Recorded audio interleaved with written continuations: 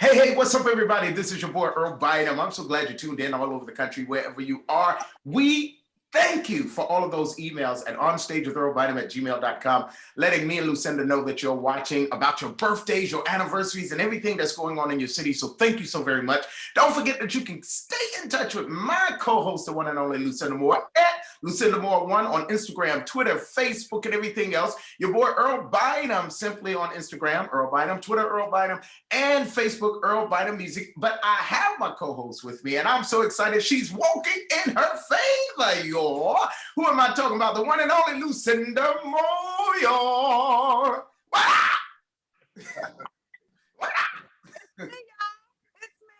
It's me. It's you. How you doing? I'm doing good. Earl, I've been busy. I see. I'm preparing for my record, my new album. Yeah. So I've been traveling and doing fittings and about to do my photo shoot. And oh my God, I'm doing a concept video on the new single that's about to drop. Awesome. Awesome. Y'all should see the outfits. Oh my goodness. And you selling everything. You got hats. Well, yeah. You got hats.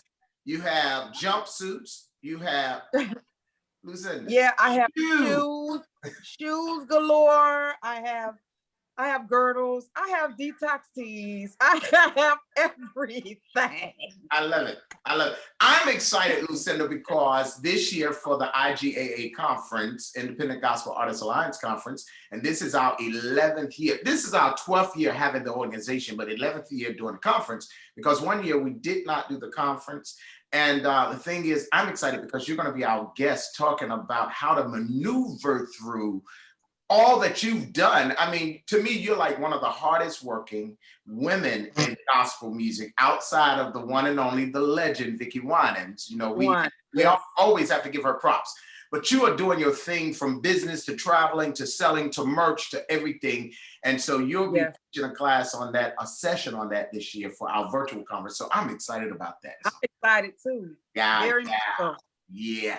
But we got with us today, the one and only, all the way from Oklahoma City, Oklahoma. We see him everywhere. I mean, he's doing everything. I'm going to get him to teach me how to sell tickets and do concerts, because they do. You know what I'm saying? Like, what? Yeah. People buying tickets doing what? Okay, we got to do concerts. He's doing concerts. Come on. We talk about the one and only Montrae Tisdale Johnson. What's up, man? What's going on? And I tell you, I knew when I was coming on stage with Earl Bynum, and I knew Lucinda Moore was gonna be here, I knew I was gonna have to have my A game, because I'm dealing with y'all today. Well, look, not only is he selling tickets and having concerts and got new recordings, he got a radio show. What? Yes. Now, Lucinda, I don't know if he played you, but he done played me. He ain't played nothing of me. Nothing. He has not played all these many songs I have. He has not played one. Oh my goodness. It's all good. He gonna get it. He gonna get around. This interview is over. Uh-oh. Montrae, we are excited about you, man. I'm really excited. I followed you. Even your work doing GMWA, I've seen you, and your ministry, your group. Thank you. Lucinda, he brought me to Oklahoma City. What? Yeah, for a concert. I'm still home. The shade. I love you, Lucinda. I really do. But he has a wonderful aggregation of singers and a good support system. So we want to talk about you. So Montrae, what is going on in your world, sir? Oh my goodness, so much. You know, I always told you I'm trying to go be like Earl Bynum and get to a big old mega church and get the big house and nice cars and all that kind of stuff. But I'm right now, I'm in a happy place. You know, I have found my niche in gospel music. I found my sound. I have an amazing aggregation of young people that stand with me every time I get on the stage, the Friends Chorale, which our mission and vision is a group of friends that come together in unity to transform a nation through song. So as you know, last April, we were supposed to record live. And we had sold all these tickets, and then the pandemic happened, and I got upset, and I'm like, oh man, well, what we gonna do? We just sold all these tickets and bought all these flights, but we end up postponing it. And during this time of quarantine, I'm like, I'm bored. So I took all 24 of them, we got into the studio, and we knocked the record out. And we just recently recorded, I think, the final tracks of the record, and we just released it. We just released the full record, and it's out now. It's entitled The Good Friday Experience Take 2. Now, I like how the opening of your album, some people say album, some people say CD, you know, whatever you want to call it. But I was excited when I played the first track. It was actually you all acting out the pandemic situation, not being able to record. I thought that was so neat. And you like, man, we can't do this. We done got these flights, we done got these people, and you know, so I thought that was awesome to include that as the opening of your track. That was awesome.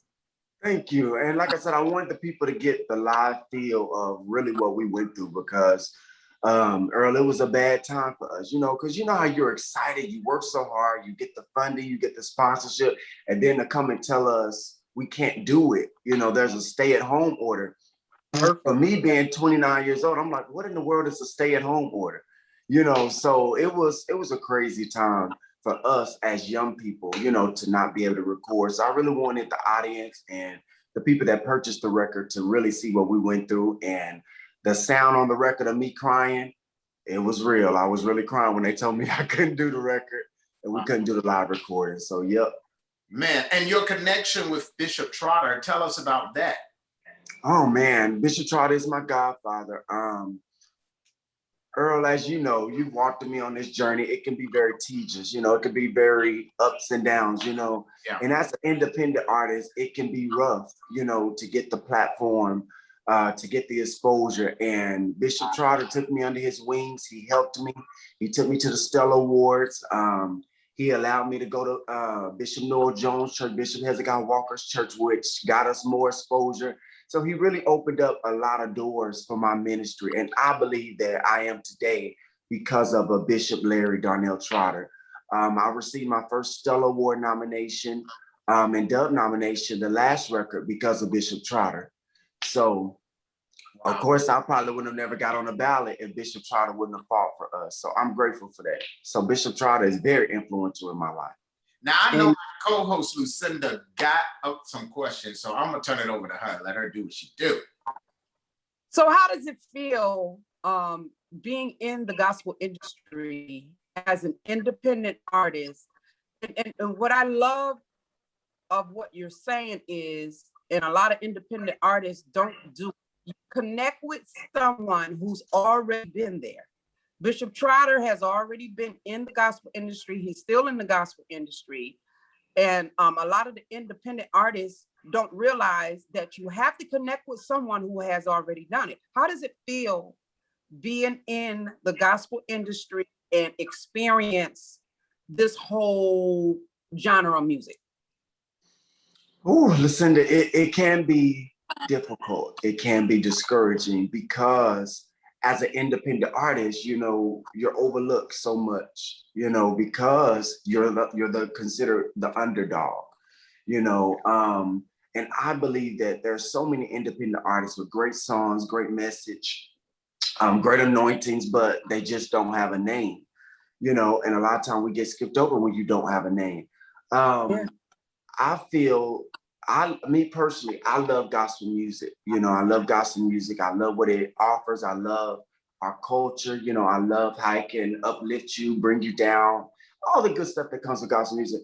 Sometimes the industry, you know, and man, Earl will tell you, you know, he's a good friend of mine. Some days I call him just upset and crying of the everything that comes with the industry, you know, as an independent artist. So I feel everybody needs a covering. I feel everybody needs a person that can guide them through this large industry, you know, that can cover them. Right. That's good. Right. So you are doing wonderful. Earl and I, we always push independent artists, always. and we appreciate you for being on this show. And thank you so much for having me, seriously, because this is a large platform, you know, with Joyce Musical Soul Food. I'm like, oh my God, it's a very large platform. Yeah. I was nervous, you know, when I knew I was coming on here because of the platform. So honestly, thank you, Earl. Thank you, Lucinda, for having me. And thank you for all you do for independent artists. Seriously. Thank Amen. you. Now tell us about your record. All these wonderful people you have on it. I'm excited about the artists that you have. Man, I was just blown away when you had the Kimberell. I was like, yeah, because I don't care what nobody said. I loves me some Kimberell. And she loves you. He sure does. He She is does. crazy about him. Yeah, So when I saw her, and then to see Ashley Brown, because that girl, that's my baby right there. Oh my God, she got the oil. She has the oil. She does. And then Beverly Crawford, I'm like, dude, who else can you get? Because you really have some great artists. So how was even that experience working with the artists? It was phenomenal. Of course, Earl, I have grown up in music, growing up, knowing a lot of these people. A lot of these people have watched me grow up, just like yourself. Y'all have watched me as a little boy grow up and come into something, you know, as a man. So it was a phenomenal experience. You know, a lot of these people, you know, it's always funny how people are like, oh, people just be calling these people auntie and uncle. They don't even know them like that. No, these people are really my uncles and aunties and big brothers and stuff. They have watched me grow up and they've had history with my family. So I think, although I've known Auntie Kimberell for so many years, working with her was totally different. She didn't treat me like a nephew. Hold up right there. Lucinda, and the good part, not crazy part, the good part about what he just said. So if you listen to the track with Kimberell, she said, oh, I like that, talking to the band and musician. Then she said, Auntie Kimberell, you know, so it's like, wow, that was. Yeah, that's me. That's right. But go ahead, I'm sorry. No, you good. So the good thing about it is, although she's Auntie Kim to me, when we were in the studio, she didn't treat me as her nephew. She treated me as a person that she was featuring on my record, and she gave me the business. She didn't play with me. She's like, I need this. I need you to go turn this on the track. I need it like this. I need you to bring this up. I need the levels like this. And I was just like, whoa, Auntie Kim. She's like, oh, no. Oh, no, if you're going to do this business, we're going to do it. And she worked me.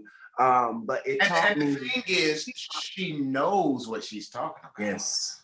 Sure does. She's a producer. She knows. Absolutely. She knows. And it taught me so much. It taught me you can't be a punk in this. You got to bring it. You got to go hard. You got to go home, especially if you're going to deal with a Kimberell, because she ain't playing. She ain't taking no shortcuts. Mm-hmm. You have to learn how to separate, you know, the relationship and business. Yes. Mm-hmm. Yeah. Yes, ma'am. Yes, ma'am. But it was awesome working with her. It was also working with C. Ashley Brown. You know, she is a jewel. Donisha Ballard, you know, we know her for Stretch Out.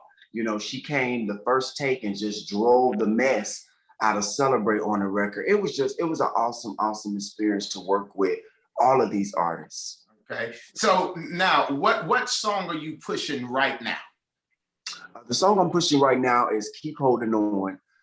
Because Keep Holding On, literally, Lucinda and Earl has kept me during this pandemic and during the time of quarantine, because the song is entitled Keep Holding On, you know, nothing like the presence of the Lord. And during this time of quarantine and everything that was going on with George Floyd, the protesting for that, everything that was going on with the pandemic and people dying from the pandemic and different things like that, I was just like, man, what is going on? The only song of hope that I had was Keep Holding On.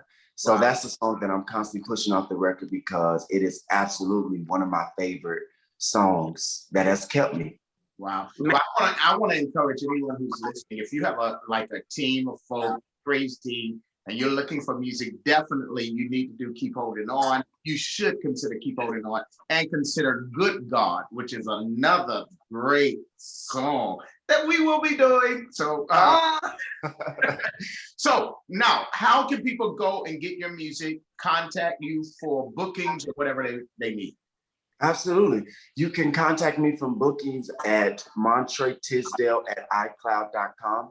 Just simply send me an email. If you're having a dog show, your dog died, you need somebody to sing at the funeral, just call me. I love to come. Montrae Tisdale at iCloud.com. I know that's right. Look, I told somebody one day, I said, look, I sing at funerals, I sing at divorces, I sing. Yes, I sing at all of them. No, girl, I can't. Got to celebrate everybody. There is a celebration. Absolutely. The Bible says, in everything, give him thanks. Everything. Oh, come on. I need all the listeners not to listen to Earl Bynum right now. Montrae, we want to thank you, Lucinda and I, for your taking the time to come on with us. We are excited about you and what you're doing. Hey, by the way, do you want to give a shout out? You got, I would just assume you want to give a shout out to your people, as well as the Tisdale family, even in honor of your uncle, Wayman Tisdale. So absolutely. I always give honor to my uncle, Wayman Tisdale, because I'm able to do so many things just based off the legacy that he left, based off the legacy that my family has built. So shout out to the Tisdales. I thank God for the favor on my life, you know, and that I'm able to do a lot of this because they help me, they fund me, they give me the finances. Okay, glory to God. Glory to God, okay? Because it takes a lot of money. Hallelujah. It takes a lot of money, okay? So I thank God for them. I definitely thank God for my choir and group, the Friends Chorale. We've gone through a lot this last year, but they have stood the test of time and they have endured. You know, every time I had a breakdown and like, let's not do this. They're like, no, we got to do it. We got to get it done. And they did. So shout out to them. They endured and finished this record as champs and survivors. And then shout out to you, Earl. Thank you so much for always encouraging me, always pushing me, always giving me advice. All the times you told me you're going to make a horrible mistake and I didn't listen. You allowed me to make the mistake and you were still there. A lot of people, when you make a mistake, they'll be done with you. They'll write you off, but you didn't. You still with me, Earl. So thank you so much. And to the honorable, the princess, man, she's so beautiful. Lucinda Moore, I love you so much. And believe it or not, I do have all of your music. Robert Hatcher and I are good friends. And Robert Hatcher talks about you all the time. Wow. My buddy, I was with him. Yeah. That's good. Now, if you could give one piece of advice before we leave to anyone who's listening, it doesn't even have to be an independent artist. It could be, but it could be anyone who's listening and, you know, they're going through struggles or situations. They're still fighting through this COVID or anything they're going through. What would that be? I would simply tell them, trust in the Lord with all thine heart and lean not to thy own understanding, but in all of thy ways acknowledge him, and he shall direct your path. That's one of my favorite scriptures, that every day, no matter what I'm faced, I know that God's going to order my steps. So keep pushing, keep going. It starts in the mind, you know, focus your mind that I'm going to make it. Every day I look in the mirror, every day in quarantine, every day in this pandemic, even the days I had COVID, I looked in the mirror and I literally, with tears running down my face, I point to myself and I say, you're going to make it. And sometimes you got to fake it till you make it. You have to keep telling yourself that very thing until it comes to pass. And eventually God will manifest it. So keep telling yourself, I'm going to be this. I'm going to do this. I'm going to have this. And eventually it'll happen for you. All right. That was really all right. That was all right. So listen, you guys, keep it always locked where it's hot. You're on stage with Earl Bynum and Lucinda Moore. And regardless of where you go, regardless of who you meet, remember, can't nobody be you. Be be you. you. All right.